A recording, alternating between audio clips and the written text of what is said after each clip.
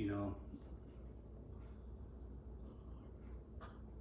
having devotions in the morning has changed my life.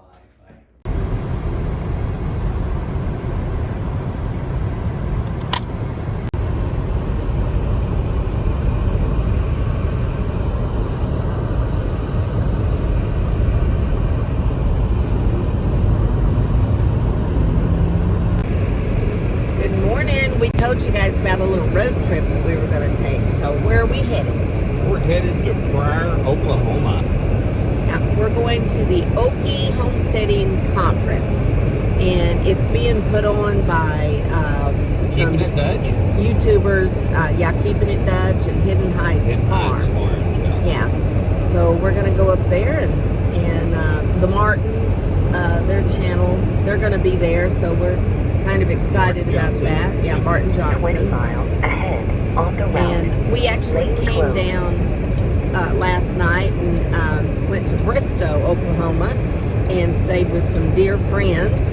And now we're kind of backtracking and making it up here. So we'll keep you posted during the day and let you know what wonderful things we get to see and what we're going to be doing. It's going to be a fun day. I'm looking forward to it. I'm excited to be able to meet some of the YouTubers that we've watched now for several years. So it's going to be a fun day. So yeah, and we're on the wonderful turnpike in Oklahoma. What's the speed limit? Is it 85? It's 80 right here. 80. Yeah. All right, then we'll see you in a little bit. Operate a successful farm store where they sell raw milk, cheese, beef, goat milk soap, eggs, and they hydroponically grown vegetables. Today, Kimberly is going to be sharing with us how she milks her goats along with her proper safety handling and storage of milk. So we'll hopefully have some time for questions, but they're going to jump right into it, and it might be off on the bottom. So you can tell more about yourself. If they type the wrong thing on there, just correct it for me. Hi everybody, welcome. Can you all hear me in the back? Okay, if I get loud or quiet, just start waving at me because I have a tendency, if I hear myself, I'm going to get quiet. So how many of you in the audience have goats? Quite a few of you. Okay, of you that have goats, how many of you milk your goats? All right, 1, 2, 3, 4. Who wants to be up here and present? Okay, so I always tell everybody, you do, right? There is no one right way to milk an animal. You can do all the YouTube videos and the research and the reading until you're blue in the face, and you're just always going to find somebody that does it a little bit differently than you. And I always tell people, that's fine, just do what works best for you and your farm and your animals. So, I'm glad to see there's some people that have milk goats, or at least have goats, so it's exciting. And those that don't, I think that by the end of this, hopefully you will want some. They are a lot of fun. So part of the reason why we got goats was because my husband grew up on a farm, and he was drinking raw milk, and when he was about 12, he was sick all the time, and it turns out he was allergic to dairy. So after several years of marriage, I got used to that stinky goat cheese that you buy at the grocery store. You know, it all smells and tastes goaty. I don't care what any of you people say. It just does. And eventually it's kind of like whiskey. Who really likes that when you first try it? But eventually, I'm sorry, that little boy just raised his hand. But anyway, you know, I acquired a taste for it, and I grew to love it. I love that raunchy, stinky goat cheese that makes most people's nose twinge and tweak and go blah if you're 8, right? So I didn't honestly do a lot of research on goats. My passion mostly is cattle. But they're cute, right? Those long floppy ears and the high butter fat. And I'm thinking, this is perfect. I'll get me some Nubian goats. I waited 2 long years to milk these stinky goat cheese making animals, right? And we had our cows I was milking at the time, and I made my cheese. Oh, I was so excited. And I tasted it and I thought, oh my gosh, I think I mixed up the cow's milk with the goat milk, because this tastes just like cow's cheese. So I had him try it, and he's like, yeah, I think that's cow milk. I don't know how I did that, but I made it again, and it still tasted like cow's milk. And I thought, what am I doing wrong? So we drink it, and it really does taste like cow's milk. So I've got you wondering, like, what happens at the store with this cheese? Why does it taste so funny? Well, anyway, I still don't know, but somebody that has notes might know and can enlighten me. So here we've got these goats that don't make stinky goat cheese, but it is really wonderful cheese. And the milk is super creamy. We love it. Most of the time I get people on the farm that we do farm tours, and they're like, oh, I've tried all the goat milk there is. I've had all these different breeds. Everybody says they don't stink, it doesn't taste bad, and it does. And I smile and I let them talk on as I reach in the fridge and I pour a glass, and they try it, and they're like, wow, this is really creamy cow's milk. And I go, it's goat. So I've also taken the goat cheese to homeschool events, and it's the same cheese that I make with the same recipe with the goat as I do cow, and I change it up depending on what I've got available, and I bring to share, and nobody has ever yet to guess whether it's goat or cow accurately. So goats are great for, homesteaders who are just starting out.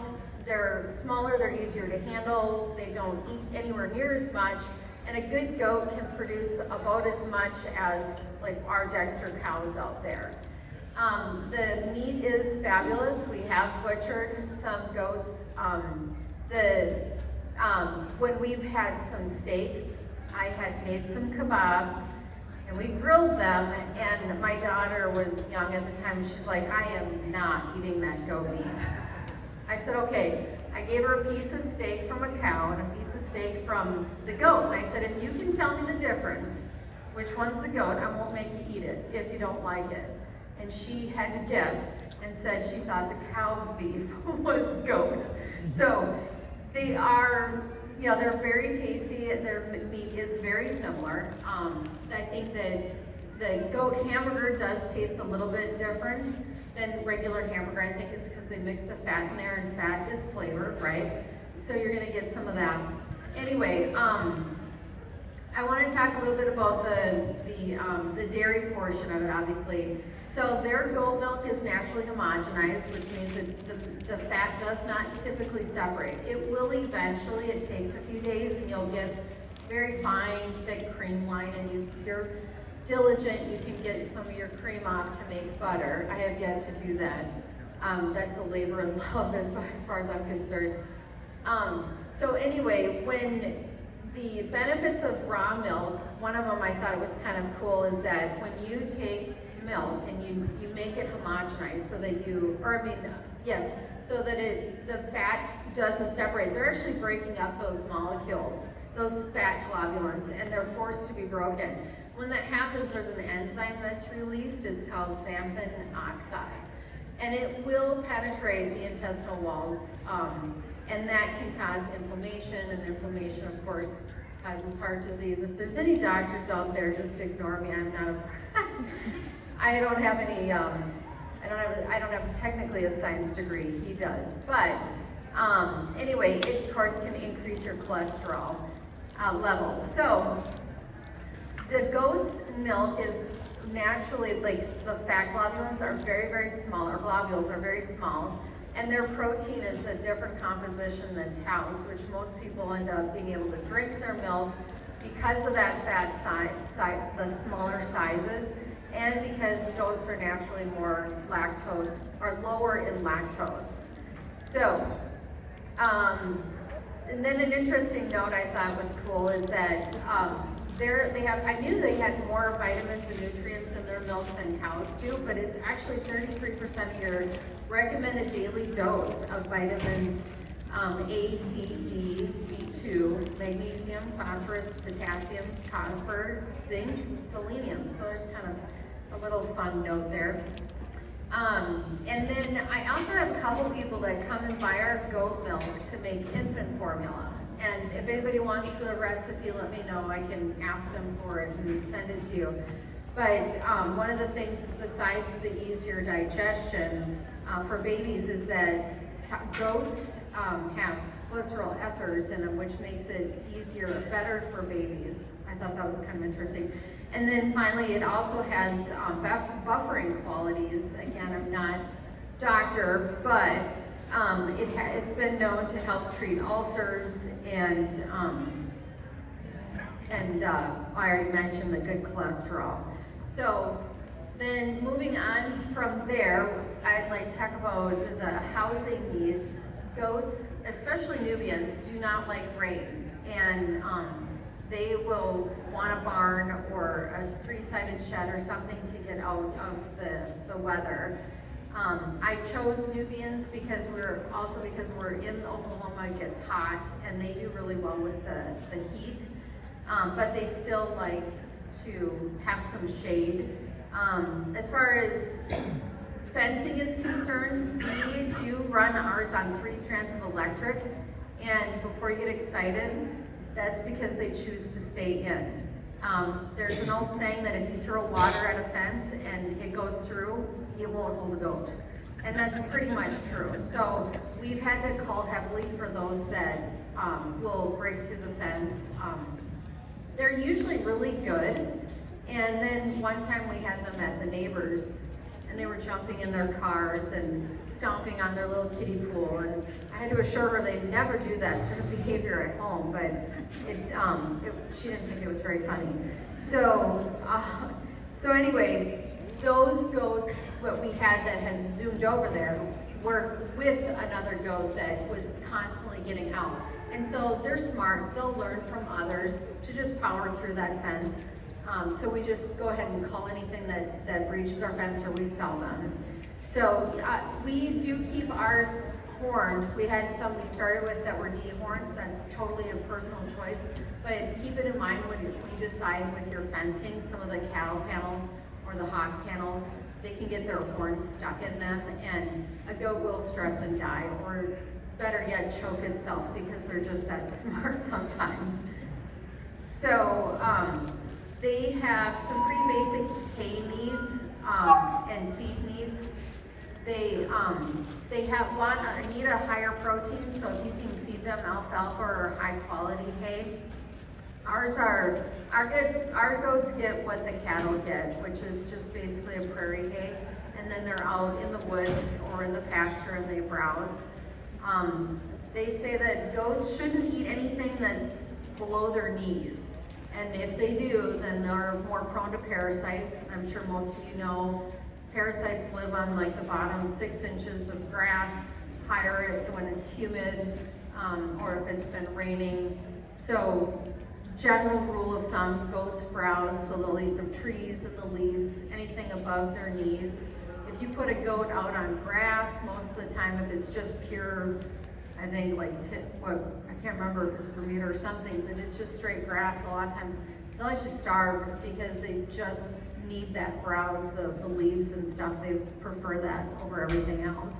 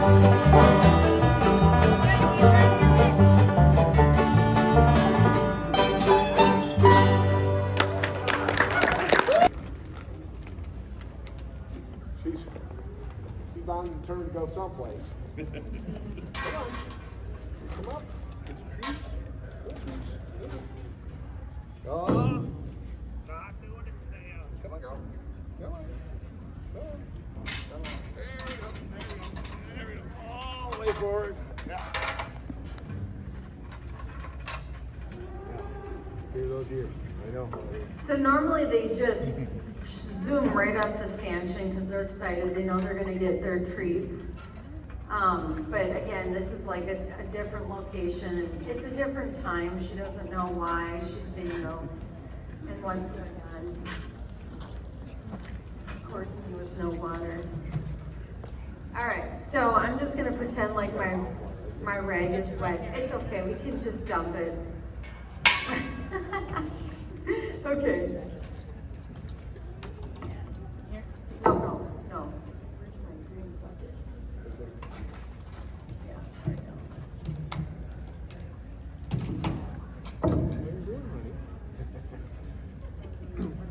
So one of the reasons we like to leave horns on is they make a very convenient handle on a belly. I have occasionally had to drag a billy a long ways.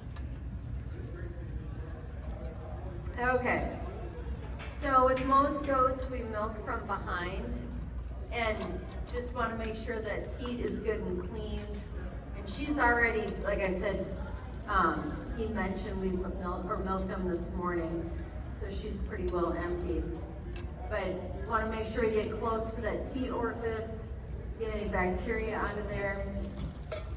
When you milk them, you pinch the top with your fingers because you don't want to squeeze and have the milk back flow up.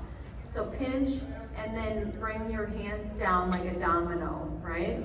So pinch, squeeze, and you'll want to do a couple of squirts to get any potential bacteria in that teeth that's at the bottom out. Oh! I don't know where I put my boot, does it? He's not normally in the barn with me. Consistency and something you're passionate about. Don't ever be afraid to share. So I think there's a raise your hand if you have a YouTube channel here that you post on regularly. There's a lot of competition out there, but don't look at other creators as competitors.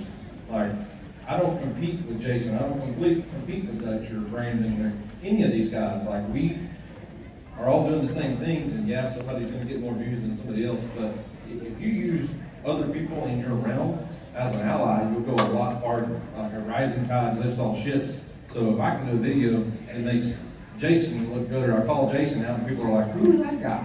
And they go check him out, and he's like, oh, well, these people are saying they came from Daniel. Like, it makes YouTube growth feel so much better. And I know a lot of guys, a lot of people on channels get stuck in that competition mindset because that's what we do, we compete. But Well, things are winding down here at the event that we're at. You see in the background, let me back up a little bit more, and you can see where we're at. Hey guys, we are just leaving the Okie Homesteading Conference, and we had a really good time. Got to meet so many really nice people. Got to watch a lot of demonstrations. I watched a couple on soap making. What else did we? Had some blacksmithing. Yeah, blacksmithing. A little bit. Yeah. And they did, they were still talking about processing different meats, and so it was really interesting. We met some people that we watched their YouTube channel from the Martin Johnson. We got to talk for quite a while with Jules, and super nice. They were a super couple, wasn't they? Nice couple, yeah. Super. Yeah. And so it was a good time. And it was kind of a nice road trip for us. You know, we love our road trips, and this was kind of a nice road trip for us to just get away for a day or two. So now we are headed back